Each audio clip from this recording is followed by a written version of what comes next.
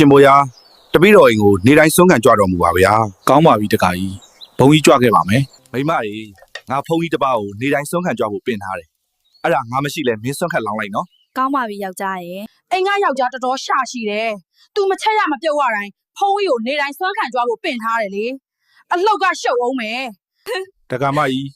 ဖုန်းကြီးစွန့်ခံကြွလာတာပါ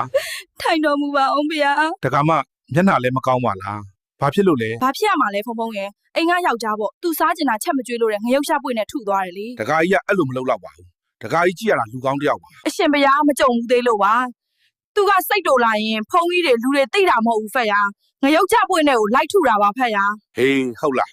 ဒါဆိုဖုန်းကြီးလည်းပြန်ကြွလိုက်အောင်မယ်နော်ကျောင်းမှာကိစ္စလေးရှိလို့မိမငါပင်ထားတဲ့ဖုန်းကြီးစွန့်ခံမကြွဘူးလား ။ရှင်ဖုန်းကြီးပေါ့။ဒီငရုတ်ချပွေကြီးကိုအလှခံတယ်လေ။အဲ့ဒါ